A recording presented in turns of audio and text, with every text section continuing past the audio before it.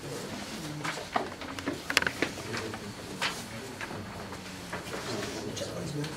this is an open This is only for low income? The one.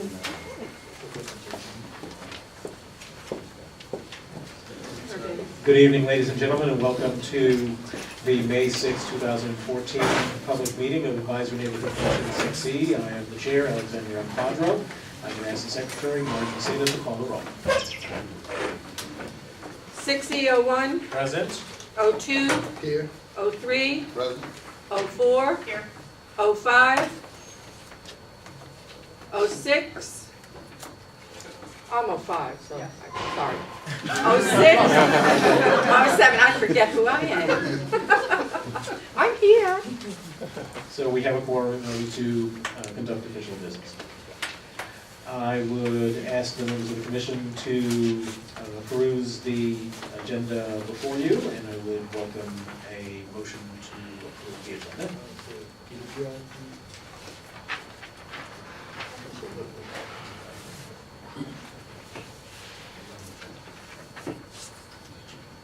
Make a motion that we approve the agenda. Is there a second? Second. All in favor, signify by saying aye. Aye. Thank you very much.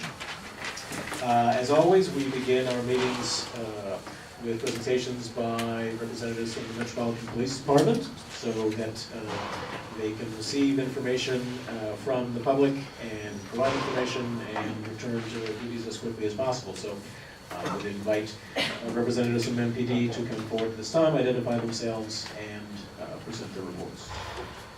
How's everyone doing this evening? Well, thank you. My name is Marco Santiago. I'm the Community Outreach Coordinator for 3rd District. This is Sergeant Erwin at PSA 308.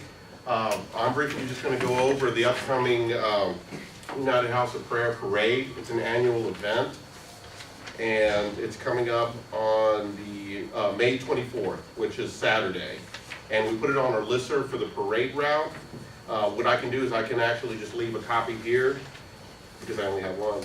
And you can go ahead and also get it off our listserv site, which will also have the parade route. The parade will form at 6th and M. It will then start north on 6th Street Northwest to S Street Northwest, west on S Street Northwest to 13th, south to 13th to Logan Circle, southwest around Logan Circle to P Street Northwest, east on P to 7th, south on 7th to M, east on M to 6th where they started and they will disband. I'm sorry, you said this was IHOP? Yes. No, U-Hop. UHOP? Yeah. And what time do you start? I'm really. Okay, that's going to be starting at 12 noon. Starting at 12 noon to 3:30. And as Marcus said, I'm Sergeant Ehrlich. I'm the PSA sergeant for the 3D side for PSA 308. But one major issue that I know everyone's concerned about is the recent stabbing. It's what we like to call, or no, we generally call it focused crime. It's focused on something other than the crime itself. There was a reason for that happening, a kind of beef that was going on between two groups. I can just tell you right now it's being investigated. So really Folks that might not have heard, the location was? 6 and M? It was 6 and M or 6 and O. It was 6 and O. It was last Sunday, I believe. Not this past Sunday, the one before. If anyone has any questions or comments, oh, before I do that, as you all know, it's getting warmer out, right? You notice that too? And when it gets warmer out, people tend to gather outside more, right? So please remember a couple things to keep in mind. Number one, large groups of people by themselves, people hanging out on the front step, that's not unlawful in DC. It's not illegal for somebody to sit on their front porch and have a beer, have a glass of wine. It's not illegal for them to hang out. What you want to be on the lookout for are people actually doing things that are illegal, like standing in the middle of the sidewalk drinking beer. You want to be on the lookout for people who are following you, right? You know, like if you're walking down the street, you make a couple of turns and there's still the same 2 people following you, that's what we call a warning sign. So please be aware of that kind of thing now that the weather's getting warmer. Most crimes are crimes of opportunity. The suspect is out there looking for a victim to give them the opportunity. And these wonderful pieces of technology, for as wonderful as they are wonderful opportunities. Because if you're doing this, right? We're doing this. I saw a woman today walking down the street. She had this phone to her ear. She was pushing a stroller and she had shopping bags over her arm. She had no clue what was going on around. So please keep yourself aware. Also let your friends know and yourselves too. Don't leave anything in the cars when you park. There's nothing wrong with parking your car, taking it out and going in. But what people want to do, especially when they're coming to visit, is that they want to have that debate about what they're going to take with them and what to leave in the car. You know, where they stand there at the trunk of the car with the trunk of the car open, and you know, the guy will put his jacket in, maybe the lady will put her purse in, or another guy will put his backpack in, and somebody will take something out and put it in their pocket. They'll have this conversation, and they'll shut the trunk and they'll walk away. When they come back 4 or 5 hours later, guess what? Somebody's broken into the car and taken the backpack. So the best thing to do is that if you're coming, tell your friends if they're coming to visit and they're going to park on the street, be ready to go when they get there. Stop a few blocks away or set up the car before they leave things in the back seat. Paint them in with them. Don't stand there in the car having that big long debate, because that's how we get cars broken in. And especially like if friends are staying for a little while, like they're staying overnight, that's very important. Because you will note the one stat that always seems to go up every month is the theft from auto. And while I can tell you this, and you can share this with your friends, the person who I saw, today is Tuesday, so it was last Friday, right over by the convention center, right there on the 600 block L Street. I watched 2 guys and 2 girls have that very discussion I just described there with a person that we know engages in theft from auto, sitting on a staircase watching them. And I walked over and I said, look, you guys probably want to park somewhere else. And they're like, but this is a good spot. I said, yes, but that person over there is probably going to break into your car the minute we're all gone. What block was that? 600 block L Street. So please, that's very important. Your awareness, you know, your awareness of what's going on around you, the awareness of parking things in the car. If you see something, give us a call. I'd much rather have you call 911, have us get there and have it be nothing, than have it be something that we just didn't find out about. So now that I remember the important thing I want to share with you all is, does anyone have any questions or concerns? Yes, ma'am. My name's Carmen. I'm the manager over at Heritage at Shaw Station. We sit on 8th and 9th Street in between Essex.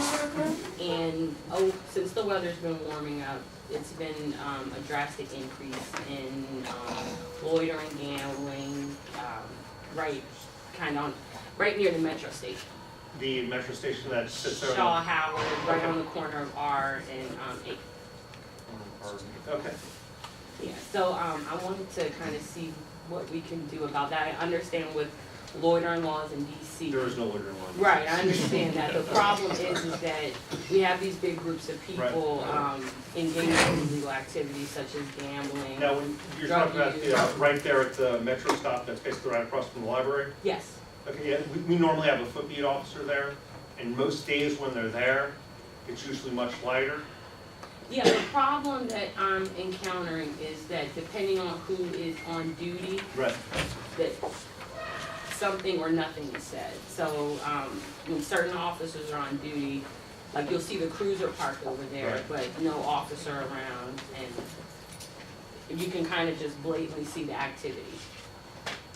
Okay. That's my email address. If you would send me the information on the officer, we can set up a time to talk Okay. offline about Okay, who specifically, okay, definitely. because I can make them an offer they can't refuse, Okay, not what they need to do. okay, Goes with these. okay. Of course, that's why the lieutenant has the bar, so he can make me an offer. All right, so yeah, I'll be in contact. Thank you. Thank you. Anyone else? So I'm actually looking forward to having a meeting with the lieutenant and with the commander so that we can look at this issue over at 8th and R more closely. This has been something that ebbs and flows over the decades that even I've been here, and folks that have been here even longer have said the same. So it's time to crack down on it again Yes, so it that is. people feel comfortable going back and forth. And we're actually working on a plan. We're meeting with the commander this week, myself and the lieutenant. We're actually working on a plan to get from basically 11 to 7, have footbeat officers in the area around the Giant, and work a little bit more in harmony with the officer at 8th and R and the officer who's handling the 5th and O, 7th and O area, kind of get that working in one big group. Because, as you said, the weather's getting warmer, and that, I believe that Giants can become the focus point of everything in the PSA. Kind of like the convention center first opened, everything focused there. Everything's going to be there because it's all that, everyone's going to go there. The people who live in the building above it, people who live in the neighborhood, and that's going to become our focus point. And regarding the United House of Prayer Memorial Day Parade, folks that haven't had the opportunity to witness it, it is worth your time. It is lively and entertaining. There are marching bands from all over the country that come and perform with very colorful costumes. And I don't know if they do it every year, but historic cars as well are part of the parade. I like Danny's Caddy myself. And but you do, if you do have plans that will cause you to have to traverse that particular area, then you do need to be mindful of the hours of parade and make plans to be able to navigate through that. And then lastly, Sergeant, we've been putting a notice to folks to remember not to leave valuables in their cars and to store them properly in the last couple of newsletters, so hopefully people will take that to heart and will see that particular type of crime decrease. I hope so too, because that's a total crime of opportunity. That's all it is. And while we know, like I know that guy breaks into cars, there's really nothing I can do when he's just sitting there. Because as much as we'd all like me to do something, the law only lets me take action when he's engaged in certain behavior. And I can go and talk to him, which I did. But we know certain things that we can't always act on.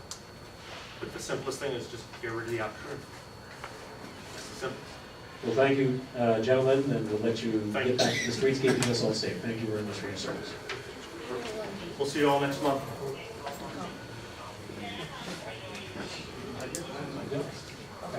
I don't think you probably should. Okay. Yeah, because they were probably good. They need to email them. They know, but the They need former email. commissioner wouldn't send anybody, the police commissioner, Hickson, Yeah. refused to send anyone to the meeting. So I think I'll just shoot something off to Yeah. Diane. That'd be great. Good idea, Marge. Thank you, Marge. Next on the agenda, we've been joined by Councilmember Bowser, and it's our privilege to have her here this evening. As you all know, Councilmember Bowser has represented Ward 4 for 2 terms. 7 years. Okay. I have a special election, so. Almost 4, almost 2 terms. And she wanted to April 1st, which was when we last met, so we're very happy to have you here this evening, and we'd love to hear. Well, thank you, Commissioners, and thank you everybody who's here. I wanted to come in, but I see you have 25 things on your agenda, so I'm going to speak really quickly. But I wanted to introduce myself to some people here and to say thank you to many people here for your support in coming out on April 1st to participate in the democratic process and cast your vote our way in some cases. In other cases, we're going to work on your vote for the next time. It's interesting that you say, call me the Ward 4 council member, because I have all these titles now. So the Ward 4 council member, I've been privileged to be serving on Ward 4 since 2007. And in a lot of ways, our Ward 4 communities are like the communities that you represent. They're hardworking people trying to make their neighborhoods better, struggling to make the right decisions about growth and development, wanting to make their neighborhoods safe and their schools great. And those are typically what all Washingtonians want. I also serve as the chairwoman of the Committee on Economic Development, and so I'm going on a year and a half in that position. We've been focused on the Deputy Mayor's Office and on the affordable housing agencies to make sure they're advancing agendas on big city projects and on small neighborhood projects, which the neighborhood projects, yours are kind of in the middle in your ANC area. I was just last week walked through to get a preview of the Cambria Suites that are opening in your area, which you're going to be very proud. The envy, you're going to be really the envy of a lot of the city because it's a great product and a lot of people involved, big companies, little companies, and a lot of DC residents working, which is always a great thing to see. Part of the committee's big focus right now are the affordable housing agencies at the Department of Community Development, as well as the Public Housing Agency, which is in our purview as well. So there have been a lot of commitments to the affordable housing crisis and building more affordable housing. So we work with the agency to make sure that $100 and $287 million you keep hearing about is actually being spent in DC residents who are in need of housing at the 30% of AMI, 60% of AMI, and 80% of AMI are actually getting it. I don't know about your public housing communities in your SMD, but I assume that you have some. A lot of our public housing communities also need a lot of attention and investment. So we are really, as a city, have to figure out more innovative ways to finance really what are federal properties to make sure that DC residents will have access to them for years to come. I know that you've been troubled like I have been by the number of families who are homeless and seeking help.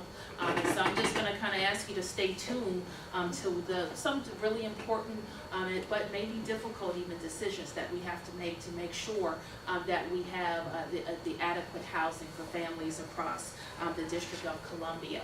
So the big issues, you aren't surprised that are facing the city as a whole and all 8 wards will continue to be schools. I noticed that you have a resolution on your agenda supporting neighborhood schools, and we all have to be really committed to staying fast behind school reform, but making sure that we're not just producing great schools in pockets of the city, but get great schools across the city. You'll hear a lot of discussion about school boundaries and what we need to do, and I firmly believe the next big thing that we have to do in schools is commit to the creation of 4 new middle schools in the District of Columbia, either totally new or totally reconstituted middle schools. We see a lot of young families who are choosing our elementary schools, and they need the signal that the middle schools and high schools are definitely going to be ready when we get there, and that's a commitment that we've made to be totally committed to. So I'm not sure what your resolution says, but if it says that every person should know that they have a quality elementary school that they can go to by right, and a quality middle school that they can go to by right, and a quality high school that they can go to by right, that's what we have to stay focused on. The next big things are how do we get more DC residents, especially in neighborhoods that are struggling, working, and how do we continue to build a good, clean, honest government. And so that's what you can expect to hear from me as the Committee on Economic Development Chair, and in my other role as the Democratic nominee for mayor. But I wanted to thank you. And one of my favorite titles is former ANC commissioner. So I thank you for your service, and I know that you have a lot of work to do tonight, and I know you're going to make these projects better. Thank you. I have 2 questions for you. Okay. In our ANC, the project at the corner of 5th and I was presented to the city. The BAFOs were turned in on February the 14th. Okay. There were 4. It is now May the 6th, and we still have not heard anything from the city as to who won the award. Okay. Which is a problem because it's time, it was 8-9 years in the making. You got it. So we need to get some answers to that. Okay. And my second question for you is, Anna Shapiro is no longer the person to get to at ADU information through the city. Can you perhaps shoot me an email and let me know who we get in touch with? Not necessarily for getting an ADU. To locate affordable dwelling. Not to get the housing, but if we Okay. have, as president of my condo board, we have 1 or 2 issues with people selling or leaving or I got whatever. Who Was do she we at go? Office of Planning? She is now at Office of Planning. Where was she? She was the ADU liaison. At DHCD. Yeah. Okay, I'll get you that. And you're March, okay, Ms. Ada? Yeah. Okay, thank you, Mhm. Commissioner. We'll make sure that I'm asking Jackson to note that. We need to get some, I know that 5th and I has been a sore spot for a long time, and so we want to know who got the award. and then we'll find out a new contact for ADUs. Yeah, please, Got it. thank you. Thank So you. as of, just a couple of things, as of yesterday, I heard from Ivan Matthews, who's the manager at DEMPED that's been handling Fifth and I, and I've been assured that the announcement will be made within the next 2 weeks. That's what he told me 2 weeks ago. I said the same thing to him, so trust me. So we're tired of the I rhetoric. agree. And then on the issue of the middle schools, we're very grateful for your support. As you know, one of those sites is in our jurisdiction. That's the old Shaw Middle School, or Shaw Junior High School location, which is funded to the tune of $54 million.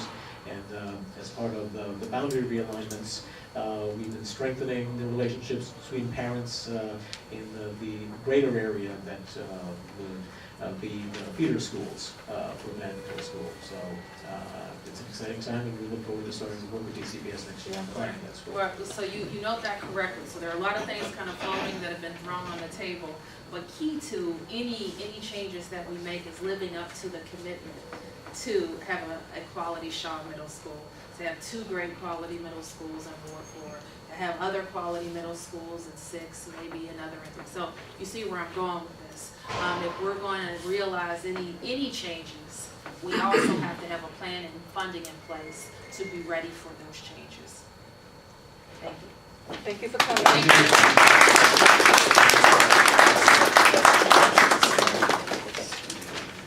Our next item of business is 1547 7th Street Northwest. This is a location of the former W&W liquor store, for those of you that have been around for a while.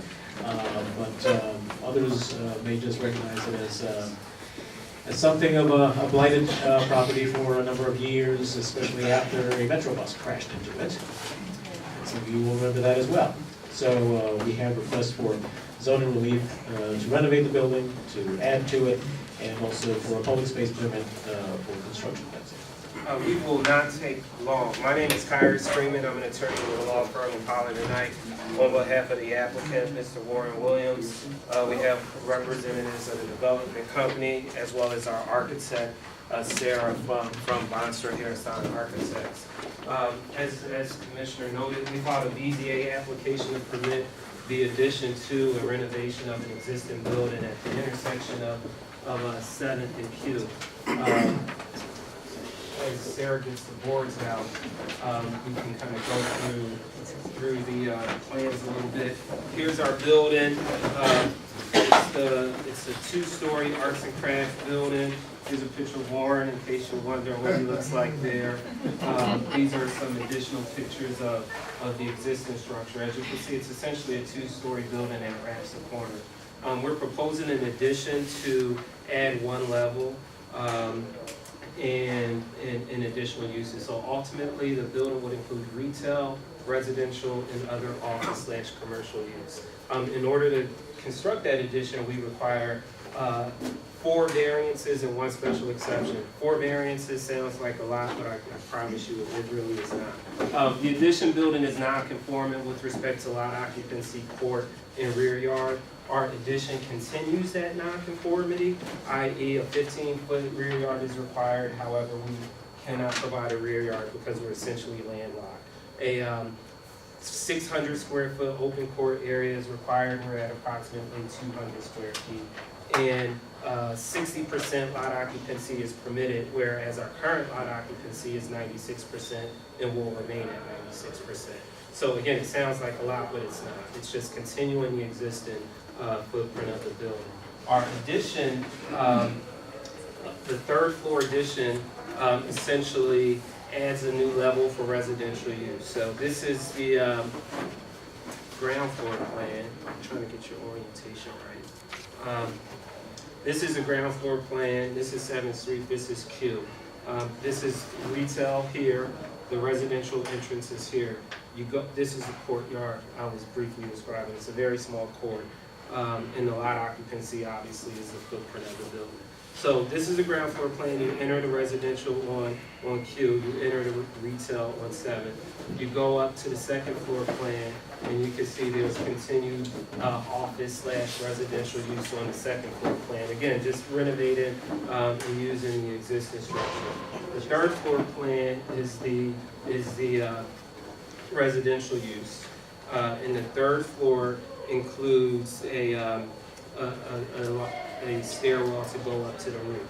When you get to the roof plan, you can see our roof structure, and that's our special exception. Under the zoning regulations, you're permitted to have one roof structure. That roof structure is required to be set back from all imposing walls and distance to its height above the roof. In this case, our roof structure is about 9 feet, 8 inches. Our setback from this court edge here is only 6 feet. However, if you measured it kind of from the full edge of the building, it's closer to 6, 12, 18 feet. So although we technically need relief from the court edge, we still comply from all street frontages as well as from this property line. I handed out to you a letter of support. We met with our immediately abutting residential owner, Douglas Bunch, who's on Q Street, and that's a letter of support from him indicating that we met with him, reviewed the plans, and he has no opposition to our application.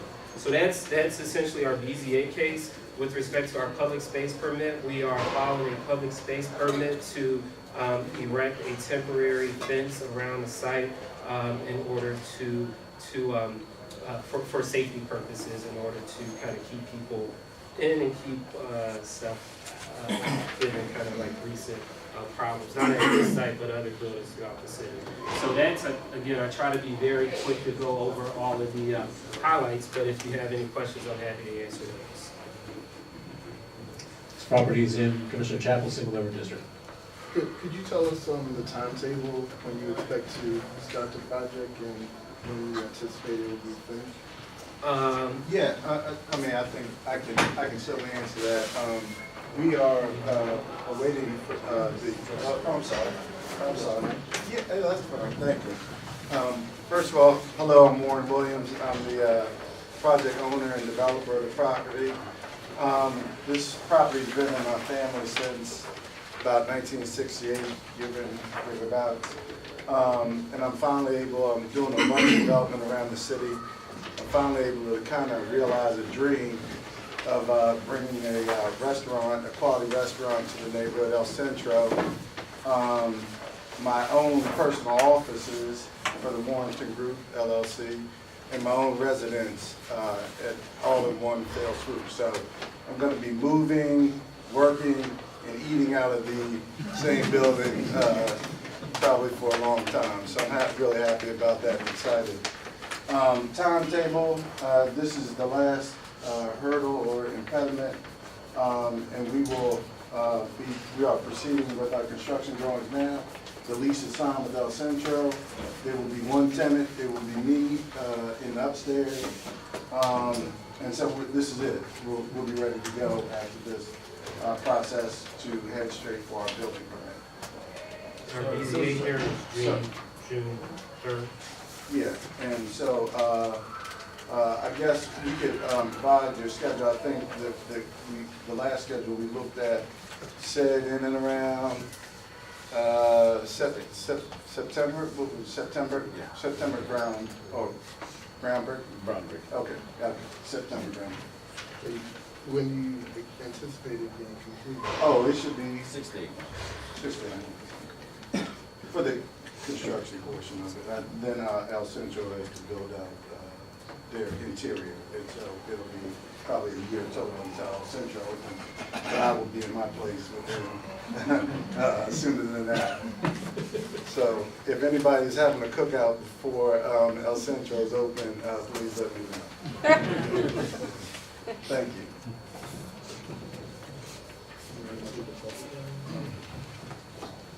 Any questions on part of other members of the commission? Hearing none, any questions from members of the audience? Hearing none, I'll turn to Mr. Chapel for a motion. I move that ANC 60 support the William 7th Street LLC application for zoning relief, more specifically for 4 variances and 1 special exception, and for a public space permit to allow for construction fencing, and that we communicate our support to the BZA and to the Public Space Committee of the Department of Transportation. And I'll second the motion. Any further discussion on the part of the commission? Hearing none, all in favor signify by saying aye. Aye. It's unanimous, thank you very much. Thank you. Thank you. Moving on to Carnegie Woodson Park at Rhode Island Avenue and 9 Q Streets Northwest. Most of you probably are aware that this park has been named for Dr. Woodson since 2001. Was actually the legislation that I wrote and the council passed and everything signed, and that subsequently funding was identified to be able to improve the park with landscaping and a sculpture of Dr. Woodson, which now has been cast in bronze. So now there is an additional step that we need to go through, which is the Community Reports approval process, and I'll ask Chris Shaheen from the Office of Planning to make the initial part of this. Thank you. I will talk really loud. I think can you hear me in the back? Okay. So I'm Chris Shaheen. I work at the DC Office of Planning. I manage the city's commemorative works review process. This is pretty exciting that we have, well, Carnegie Woodson is one of 3 that we're actually reviewing. Now there's also one for Chuck Brown and one for the Metro accident from 2009.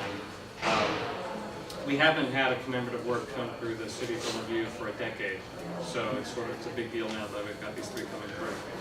Carnegie Woodson Park and Memorial, gosh, I think that goes back 10 years at least when it was first initially being discussed. We are at the end stage of going through this review process. We're coming to the ANC for review, answer any questions, get your comments. It will then go to a Commemorative Works Committee, which is made up of 9 district agencies and 3 citizen members. It will then go to City Council, where a formal action will be taken. I'm here tonight with Sharak Garamani and Denise Johnson. Sharak is with the Department of General Services. He's going to talk about the design, the final design of the park. Ms. Johnson has been involved with this project from day one, and she's here to answer any questions if there are any. Hi everyone. Just give you a brief description of what the design is and where the exact project is. Basically, there is a triangle park right at the corner of 9th Q and Rhode Island Avenue. The statue basically is going to be facing the Rhode Island Avenue, and the reason behind that was because Rhode Island Avenue is one of the main gateways to the city. So basically, there is